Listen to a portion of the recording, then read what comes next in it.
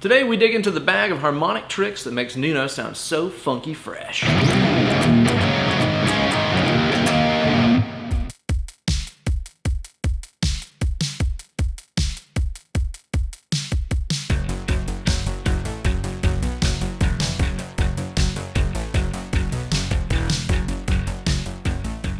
Well, hey there kids, it's your good buddy, Uncle Ben. Nuno Bettencourt is one of my favorite guitar players of all time, and it's not just his lightning fast leads that I'm into, it's that super groovy, funky rhythm playing that he's got that gets me every time. And like any other good, resourceful artist, I have blatantly stolen so many licks and ideas from Nuno's playing, from songs of his that I've learned, and injected them into my own stuff. And on today's video, I'm going to show you guys some of those cool harmonic tricks I'm talking about that I learned from the very first Extreme tune that I ever worked on, which is Pornograffitti, which is from the album Extreme 2, Pornograffitti, one of the best guitar records of all time. Of course, there's a lot of other great funky tracks on that album, but I chose this one because it's the one that I learned that had so many just little light bulb moments for me after I figured out what was going on that really stuck with me and became a permanent part of my playing.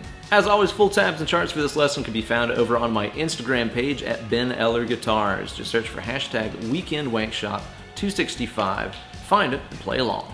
Downloadable tabs, backing tracks, bonus lessons, and so much more are available to everybody who supports my channel over on my Patreon page at patreon.com/BenEllerGuitars. I'm not wearing a different shirt, you're wearing a different shirt. As an example of all the other awesome stuff that you have access to if you enter the Cool Guy Zone and become one of my patrons, this week I'm going to be uploading the file for the Axe FX 3 tone that I'm using in today's video. So if you have an Axe FX 3, you can just simply download that file, load it up onto your unit, and have access to that juicy, crispy goodness that you're hearing all throughout this video. Be sure to click the link in the video description below, sign up today, and start reaping those benefits. Thanks.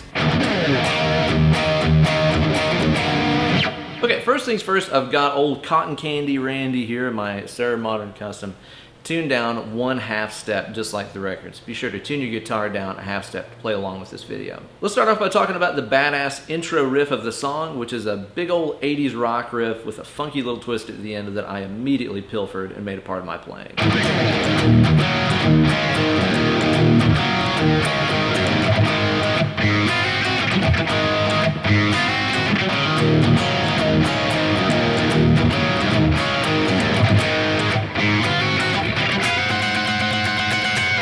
Totally awesome riff, and a lot of that just involves, again, you know, typical AC/DC big old power chords, E, G, A, all those kinds of things.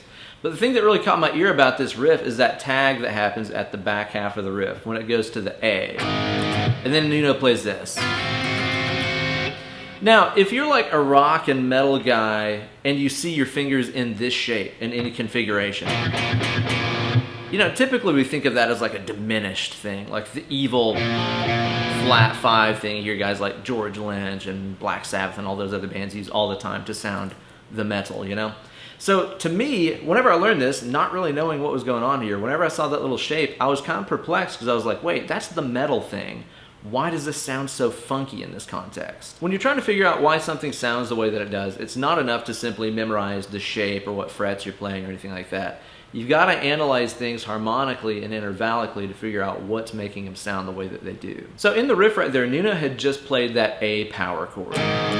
Now, a power chord is not major or minor, it's just root and fifth. There's nothing major or minor about that. But whenever Nuno comes in and plays this, on top of it, that's where things get funky, and here's why. Okay, like I said, whenever you're thinking about this stuff, you got to think about what do these notes mean to what they're being played over, right? Let's start with the C sharp note, the one that's here on the 2nd fret B string.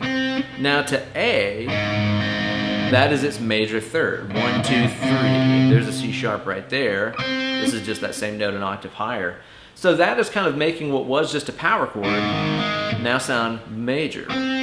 But the thing that sounds really great here is this G note that he's playing on the 3rd fret high E string. Again, to A, which you could find an A note right here if that helps you visualize it, to A, that is a flat 7 interval.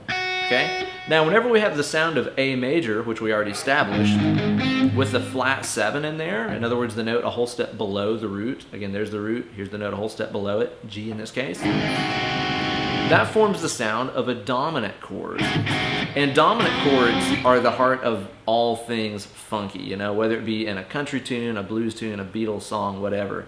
That dominant sound always brings the funk. So what I took from Nuno playing that little shape, for one, it sounds extra funky to slide into that third and flat 7 interval. That's just a typical kind of funk trick right there. I stole that, but then also the thing that I took from is, okay, anywhere that I find the root note, I can move down a whole step and then plant my other finger down a fret behind that, making our familiar, you know, quote-unquote diminished or flat 5 shape.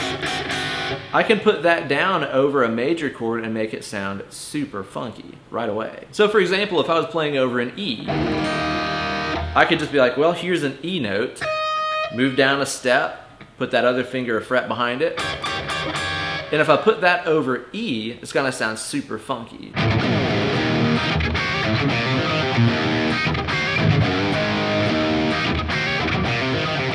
Again, both of those examples, those are based around an E major kind of sound.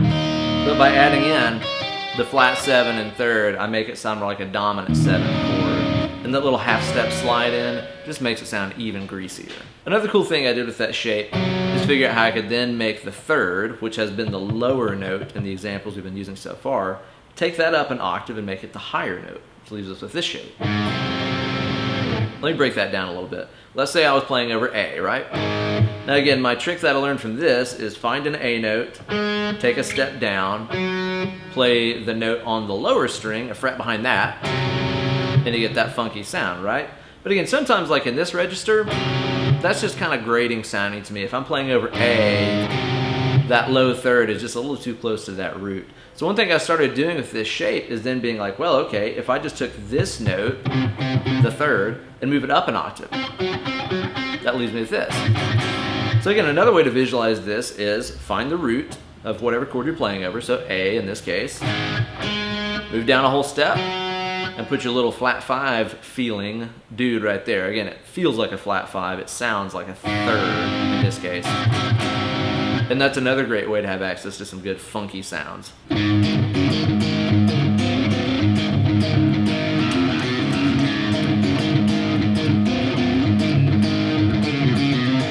That's actually something I end up doing in a lot of those kind of country grooves like that too. So again, a really useful trick just from 2 notes that Nuno played in the intro of this riff. Up next, let's take a look at one of the scalar ideas that I repurposed from the second riff of the song.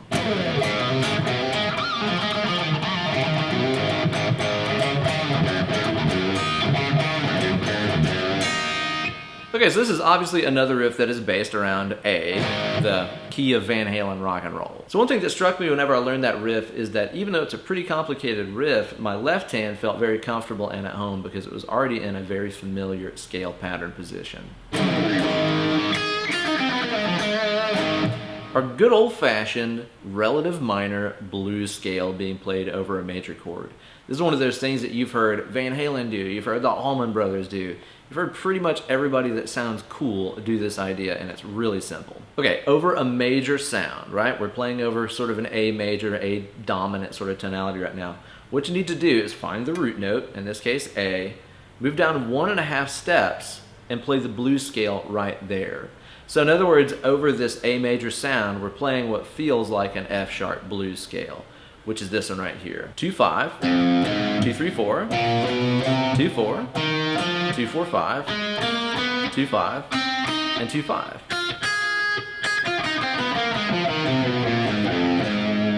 Now again, harmonically, we're not going to think about this as being an F sharp blues scale. It's not being played over F sharp, it's being played over A. So what we need to do to understand why this sounds the way that it does when we play this relative minor blues scale over a major chord is to think about what each of those notes means to A, not to F sharp. Okay, so for A, this F sharp note is not the root. You know, this would be a 6, which is a good funky interval to add into your chords and stuff like that. This is the root. Now we have a second, and this is a really important part that we're going to talk about here momentarily too. We have a minor third followed by a major third. Now again, if you're thinking of F sharp as the root, that's like flat 5 and regular 5, you know, the blue note, the devil's interval or whatever. But we're not playing over F sharp, we're playing over A. So we got to think about what those notes mean to A. So again, it's 6, 1, 2, minor third, major third. Again, more on that later. 5th, then we're back at the 6 again, then the root, and so on. Just keeps repeating after that. So whenever Nuno plays the first part of that riff, and he utilizes that 3rd and 4th frets. Now you're kind of seeing how that falls into that pattern. It gives us that sound of minor 3rd, major 3rd. It's also a sound that powers like countless AC/DC songs like Shoot to Thrill and stuff like that. It's that exact same combination of notes. After that, he does those cool licks with the harmonics and the bends. Now that's where things get really cool too. Now whenever he does the G part right here, he's kind of bending up to that major 3rd, which is a cool sound. But this is the cool one. Whenever he plays that, again, he's bending this F sharp note right here, which is our 6th, up a half step to G, which again, to an A note right here is the flat 7. That's the same funky interval we used in that first example right there. It makes it sound more like a major chord that has a flat 7. Again, we kind of hear the sum total of all of these notes being played at once. So whenever he plays through that that lick there and he uses that flat 7, it instantly makes it sound a lot more funky.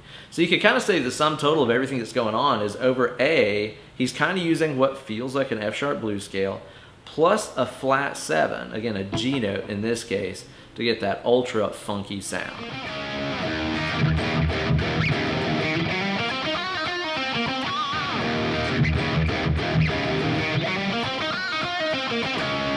So for example, in that riff I was noodling around with right there, I was basing around that a bluesy sort of E or E7 kind of groove down here on the bottom.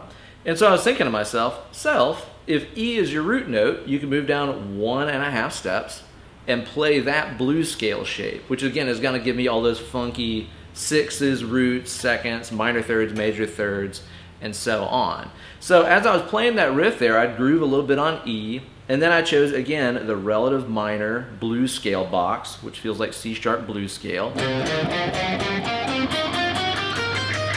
to play some of those hot licks and stuff in between the groove. Notice too, right there, I'm breaking outside of what you usually recognize as being a blues scale pattern so that I can play that flat 7 interval. Again, right there is the root, E, right? So this right here, a whole step down from it, is going to be that funky flat 7 that makes all this stuff sound so cool. Later on in the riff too, I used that flat 7 in this little double stop, which is the 7th fret D and G strings, the notes A and D respectively. Again, I just kind of thought about like, well, here's an E root, so right here's a flat 7, right, that D note again. Make that into a power chord, decapitate it, take the root note off, you know, and you end up with this funky little double stop. So yeah, for that Nuno Bettencourt or Eddie Van Halen style thing where you're playing a big groovy fun riff down here and getting in and out of it with some licks, simply try moving down 1.5 steps below the root of whatever it is you're playing over. Again, if you're playing over E, move 1.5 steps down to C sharp here and play that relative minor blues scale in that position. And you're gonna be sounding pretty dang funky, especially if you incorporate that flat 7 interval into that too. That's gonna help a lot. Next up, the verse riff of the song moves back to a key center of A, and it repeatedly utilizes one of the keys to that bluesy, funky rock sound. And it's something that we kind of touched on in the last example, but he uses it over and over in this riff, so it's a perfect place to start analyzing it.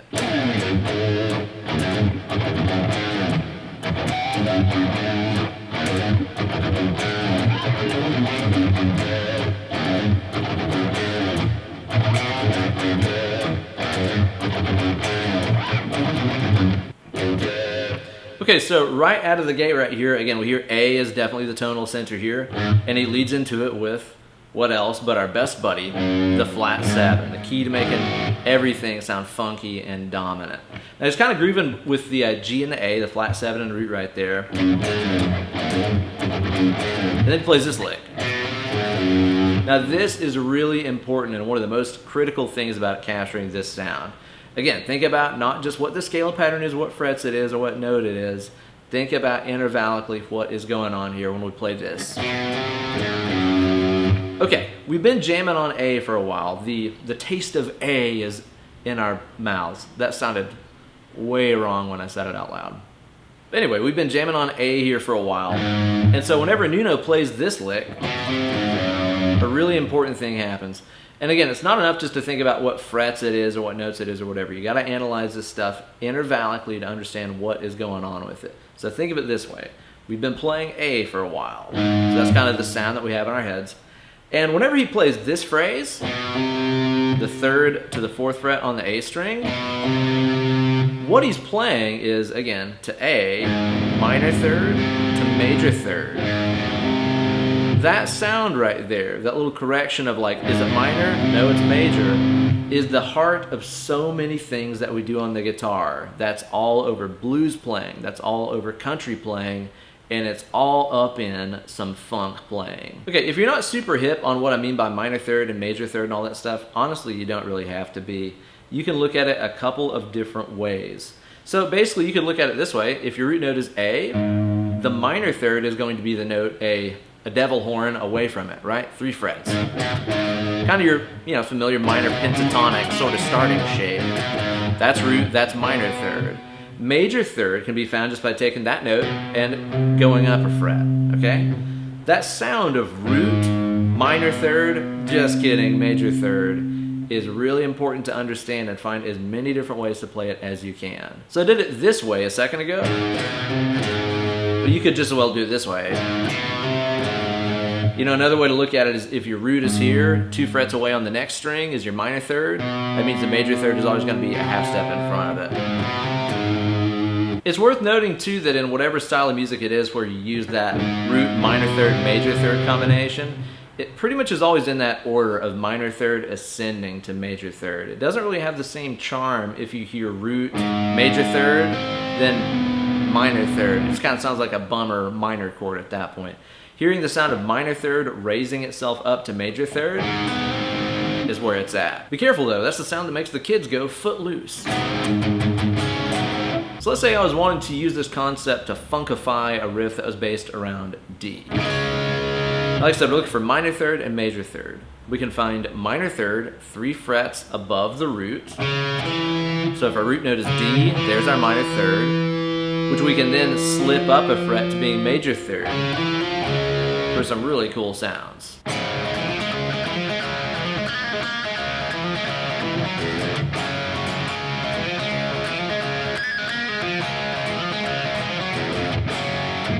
So in that riff, I was basing that around D. Again, there's a little lilt of minor to major 3rd that I'm using right there in the D string. Oh, what's this? What do you know? It's our good buddy, the flat 7, right? Again, root note D, whole step below that's a flat 7, the funk note. So I use that little lick right there. Check this out. So think of it this way. If you can do it in one octave, F to F sharp, minor 3rd to major 3rd, I could do it in any octave, right? So I could come down here and use that minor 3rd, major 3rd thing to lead into a big old G chord. Pretty cool stuff. It's a little bit country and a little bit rock and roll, but unlike the Osmonds, it kicks ass. It's worth noting too that he continues to abuse the funky powers of the flat 7, minor 3rd, and major 3rd combination through the pre-chorus of the song.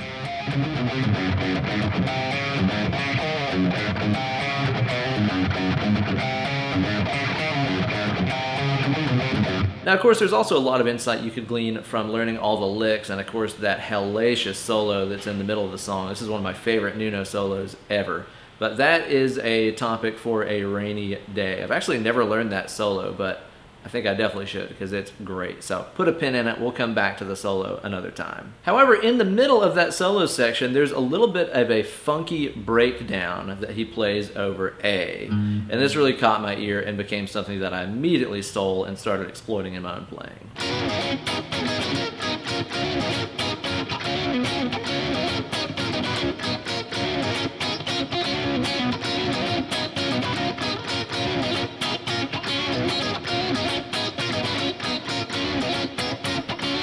Now, I'm not 1,000,000% sure that that's exactly how Nuno played that, but even Nuno himself has talked at length about how great it is sometimes whenever you learn something the wrong way, because then you end up teaching yourself something instead of just regurgitating what somebody has already done. So I might be doing that wrong, but I learned something from it anyway, so it's okay. Okay, so here's a cool thing about the tuning of our guitar.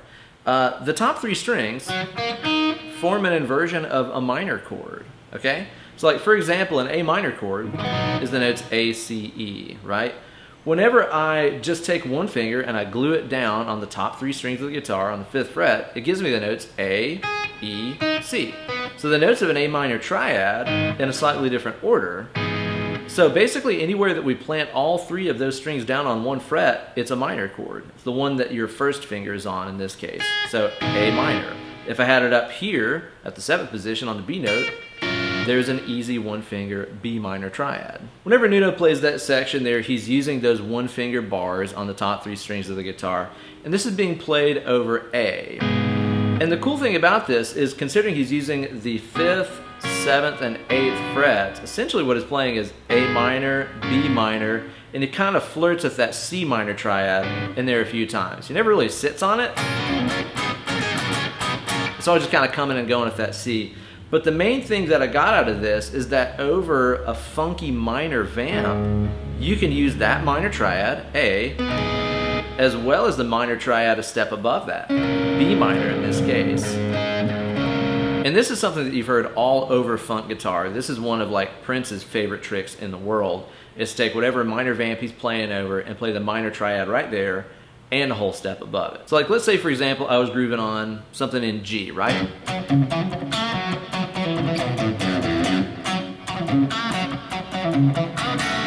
Now right there at the very end, I flipped that around by using a G minor triad, sliding to an A minor triad, again the minor triad a whole step above what you're playing over, then going back to G.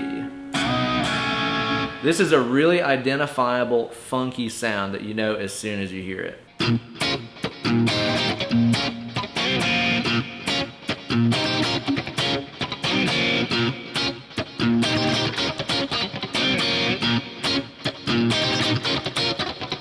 Now that right there was just a simple B minor groove that I just made up, sort of in the style of Prince, or more recently, my man Mark Lettieri of Snarky Puppy, who's an amazing funk player, by the way. If you're into this stuff, please check out Mark's last couple records on iTunes.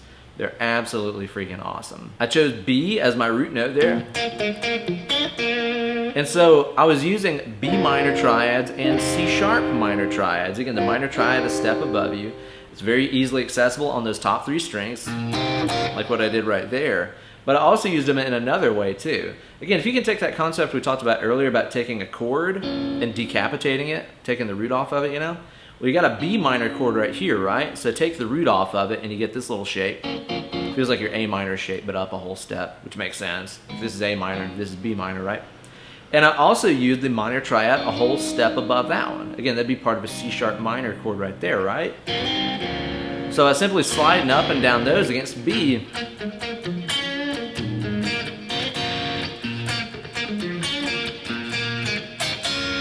Instant, funky, Prince, Nuno, Mark Lettieri goodness. So again, a quick recap on everything we talked about today for some instant, funky Nuno goodness. I'll use A as my root note for all these examples. For a good, simple 2-note thing that you can add in to make anything sound more dominant and funky in your rhythm playing or lead playing, all you got to do is to find the root note of whatever you're playing against. So we'll find A. We're going to move down a whole step. Now we're on the flat 7, the holy funky note. And what we're going to do next is to put another finger either behind it on the next low string, or maybe like this, or you could put another finger in front of it on the next higher string. For a good funky scalar sound to use over an A dominant sort of tonality, just remember to move down 1.5 steps and use that relative minor blues scale. So for A, we're going to use what feels like an F sharp minor blues scale. But again, be sure to not really lay into those F sharps that much. Use those in passing, but the main things you want to emphasize here are that minor and major third, and the roots too. Always exploit the power of minor third ascending to major third in as many different ways as you can.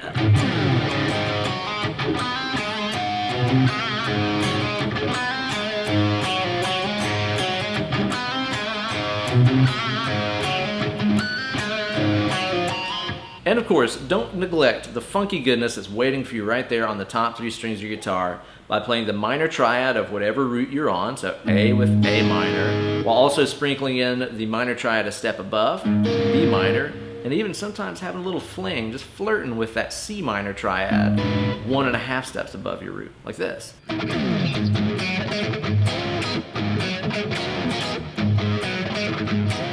May the funk be with you. Thank you guys so much for watching. Be sure to like this video and subscribe to my channel for new content coming at you every single week, and be sure to ring the bell for notifications every time I upload a new slice of fried gold.